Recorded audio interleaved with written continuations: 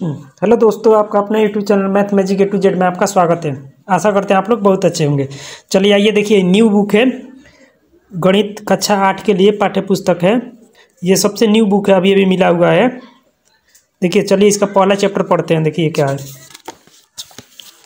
इसमें सबसे एक खास बात दिया हुआ है। देखिए आप लोगों को मैं दिखा रहा हूँ कौन सा चैप्टर किस महीने में ख़त्म कर देना है। ये देखिए,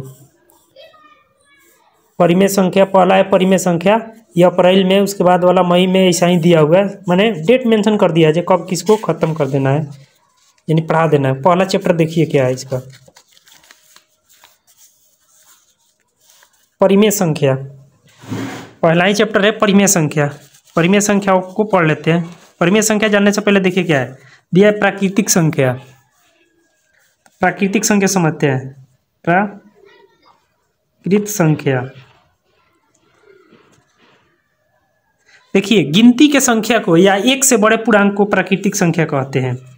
एक से लेकर अनंत तक के संख्या को या गिनती के संख्या को प्राकृतिक संख्या कहते हैं। जैसे 1 2 3 4 5 6 7 8 9 10 11 12, ये इनफाइनाइट तक जाए, अनंत तक जाएगा। उसी प्रकार दिया पूर्ण संख्या। दूसरा है पूर्ण संख्या, इसमें दिया हुआ है, देख लीजिए, आप लोग पढ़ सकते हैं। पूर्ण संख्या देखिए, शून्य सहित प्राकृतिक संख्याओं के समूह को पूर्ण संख्या कहते हैं। जब शून्य में मिला देंगे प्राकृतिक संख्याओं के समूह में तो इसे पूर्ण संख्या बोलेंगे। देखिए अभी इन्फिनाइट तक जितना मर्जी आप उतना लिख सकते हैं। पूर्ण संख्या और प्राकृतिक संख्या हो गया। देखिए एक क्वेश्चन पूछता है जे क्या सभी पूर्ण संख्या प्राकृतिक संख्या है, तो देखिए सभी प्राकृतिक संख्या पूर्ण संख्या में आ जा रहा है, इसलिए सभी पूर्ण संख्या प्राकृतिक संख्या है। लेकिन सभी पूर्ण संख्या प्राकृतिक संख्या नहीं है, क्योंकि पूर्ण संख्या में 0 है जबकि प्राकृतिक संख्या में 0 नहीं है। तो ये क्वेश्चन बहुत कंफ्यूज करता है आप लोगों को, तो ये समझ लीजिएगा। अब देखिए पूर्ण तब होता है पूर्णांक, यहाँ दिया हुआ पूर्णांक। पूर्णांक समझ लिए क्या होता है। पूर्णांक देखिए, पूर्णांक 2 प्रकार के होता है। एक ऋणात्मक पूर्णांक, जैसे -1 -2 -3 -4 -5, ये भी इन्फिनाइट तक अनंत तक होता है। दूसरा होता है धनात्मक पूर्णांक, जैसे 1 2 3 4 5 6, यह भी इन्फिनाइट होता है। जितना चाहे आप लिख सकते हैं। देखिए पूर्णांक कहते किसे है, जब पूर्ण संख्याओं को धनात्मक और ऋणात्मक चिन्ह के साथ लिख देते हैं तो उसे पूर्णांक बोलते हैं। देखिए पूर्णांक हो गया। अब दे रहा है परिमेय संख्या। परिमेय संख्या समझिए, चैप्टर का नाम ही है परिमेय संख्या। परिमेय संख्याएं तो ऐसी संख्या है जिसे P/Q के रूप में लिख सकते हैं, जहाँ P और Q पूर्णांक हो तथा Q = 0 के बराबर हो। देखिए परिमेय संख्या किसे कहते हैं, ऐसी संख्या जिसे P/Q के रूप में लिखा जा सकता है जहाँ P और Q एक पूर्णांक हो तथा Q के मान 0 नहीं है। Q के मान केवल 0 नहीं होना चाहिए, जैसे 2/5 6/10 0/1। कभी कभी आ जाता है क्या 0 एक परिमेय संख्या है, तो देखिए 0 एक परिमेय संख्या है क्योंकि P बराबर 0 है लेकिन Q के मान 0 नहीं है। यहाँ क्या कहता है, Q के मान 0 नहीं होना चाहिए। उसी प्रकार 22/7 यह भी परिमेय संख्या है, जबकि पाई एक अपरिमेय संख्या है। पाई एक अपरिमेय संख्या है, ये बात याद रखिएगा आप लोग, क्योंकि पाई के देखिए पाई के नीचे 1 लगा सकते हैं तो P के मान पूर्णांक नहीं है, ठीक है। P के मान पाई है जो कि पूर्णांक नहीं है, लेकिन Q के मान 1 है ना जी। Q के मान 1 है लेकिन P के मान पूर्णांक नहीं है, इसलिए यह अपरिमेय संख्या है। अब देखिए एक नियम दिया हुआ है इसमें, क्रम विनिमय नियम। यहाँ दिया हुआ देखिए क्रम विनिमय नियम। समझ लेते हैं क्रम विनिमय नियम क्या होता है।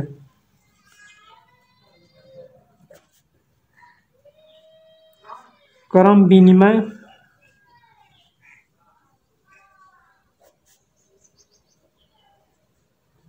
नियम, तो देखिए क्रम विनिमय नियम केवल जोड़ और गुणा के लिए लागू होता है। ये होता है जोड़ और गुणा के लिए लागू होता है, इससे भाग की प्रक्रिया करेंगे तो नहीं होगा। तो देखिए क्रम विनिमय नियम जोड़ और गुणा के लिए लागू होता है। जैसे a प्लस बी बराबर होगा b प्लस ए, या मान लीजिए a बराबर 2 मान लो, b बराबर 3 मानो, बराबर होगा 3 प्लस 2। देखिए दोनों का मान 5 5 बराबर आएगा ना जी। उसी प्रकार देखिए गुणा के लिए, ये जोड़ के लिए हो गया, जोड़ के लिए। देखिए गुणा के लिए, गुणा के लिए ए इंटू बी बराबर होता है बी इंटू ए। ये गुणा के लिए लागू होता है। जैसे 2 गुणे 3 बराबर 3 गुणे 2, दोनों का मान 6 होगा। क्रम विनिमय नियम जोड़ और गुणा के लिए लागू होता है। उसी प्रकार देखिए एक और नियम भी है, क्रम विनिमय हो गया। नेक्स्ट देखिए साहचर्य नियम, यहाँ पे दिया हुआ है साहचर्य नियम। देखिए पढ़ते हैं साहचर्य नियम क्या होता है।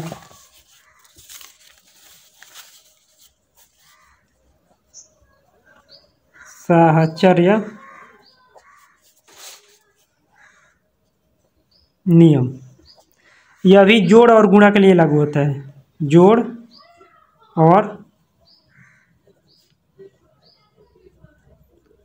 और गुणा के लिए, ये दोनों नियम है ना, जोड़ और गुणा के लिए लागू होता है। तो साहचर्य नियम में कहता है a प्लस बी प्लस सी बराबर a प्लस बी प्लस सी। देखिए यहाँ बी सी कोष्ट में, तो यहाँ ए बी कोष्ट में। यानी मान लो a बराबर 2 मान लो, b बराबर 3 मान लो, c बराबर 4 मान लो, बराबर a का मान कितना मान है 2 प्लस 3 प्लस 4। तो 2 प्लस 3 4 3 7, ये 5 प्लस 4, तो 7 तो 2 9 हो जाएगा, बराबर 9 होगा। ये गुणा के लिए लागू होता है। उसी प्रकार देखो जैसे ए इंटू बी इंटू सी बराबर ए इंटू बी इंटू सी। ये दोनों नियम जोड़ और गुणा के लिए लागू होते हैं।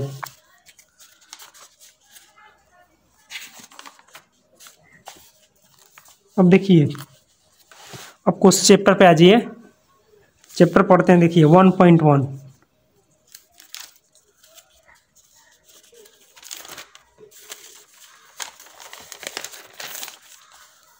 प्रश्नावली पढ़ते हैं। 1.1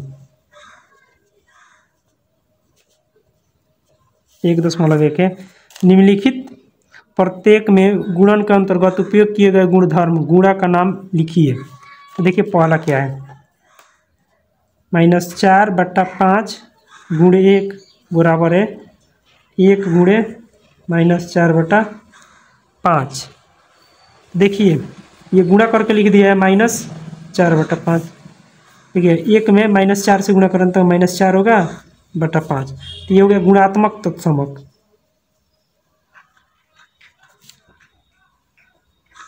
तो ये गुणात्मक तत्समक यानी गुणा कर दिया है, तो ये गुणात्मक तत्समक हो गया। नेक्स्ट क्वेश्चन देखिए 2 नंबर, -13/7 गुणे -2/7 बराबर है -2/7 गुणे -13/17। तो देखिए अभी आप लोग को पढ़ा है, मान लीजिए इसको ए मान लो, इसको बी मान लो, बराबर पहले बी आ गया तब ए आ गया। तो ये क्रम विनिमय नियम था ना जी, अभी आप लोग को पढ़ाए, देखिए समझाए। क्रम विनिमय नियम, गुणा का क्रम विनिमय नियम, ए इंटू बी बराबर बी इंटू ए, वही हो रहा है यहाँ भी। ए इंटू मान लो इसको ए मानो, इसको बी मानो, तो ए इंटू बी बराबर बी इंटू ए। तो ये हो गया गुणा का क्रम विनिमय नियम। गुणा का क्रम विनिमय नियम। नेक्स्ट क्वेश्चन देखिए 3 नंबर, -19 गुणे 29, 29 माइनस 19 बराबर 1। तो देखिए काट देंगे तो बराबर 1 आएगा। तो ये गुणात्मक प्रतिलोम है। क्या है? गुणात्मक प्रतिलोम। जब दो संख्याओं को गुणा करने पर उसका मान 1 आता है तो उसे गुणात्मक प्रतिलोम कहते हैं। गुणात्मक प्रतिलोम। 2 नंबर क्वेश्चन देखिए, बताइए कौन से गुणधर्म गुणा की सहायता से आप 1/3 गुणे 6 गुणे 4/3 को 1/3 गुणे 6 गुणे 4/3 के रूप में अभिकलन करते हैं। तो देखिए ये दिया हुआ है 1/3, 1/3 गुणे 6 गुणे 4/3 को 1/3 गुणे 6 गुणे 4/3 के रूप में अभिकलन करते हैं। तो देखिए इसको ए मान लो गुणे इसको बी गुणे सी को, इसको ए माने थे तो ए दे दीजिए, इसको बी दे दीजिए, गुणे सी दे दीजिए। देखिए ये नियम गुणा का साहचर्यता नियम है। देखिए यहाँ पे दिया हुआ है गुणा का साहचर्य नियम, ए गुणे बी इंटू सी बराबर ए गुणे बी इंटू सी।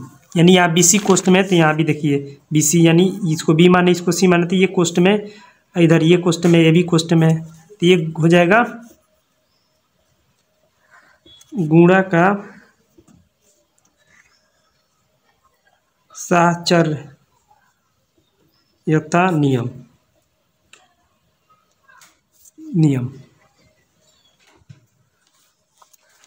इस प्रकार आप लोग देख सकते हैं। अगर इस चैनल पर आप लोग पहली बार आए हैं तो इस चैनल से जुड़ जाइए, यानी इस चैनल को सब्सक्राइब कर लीजिए तथा वीडियो को ज़्यादा से ज़्यादा अपने दोस्तों के पास शेयर कीजिए।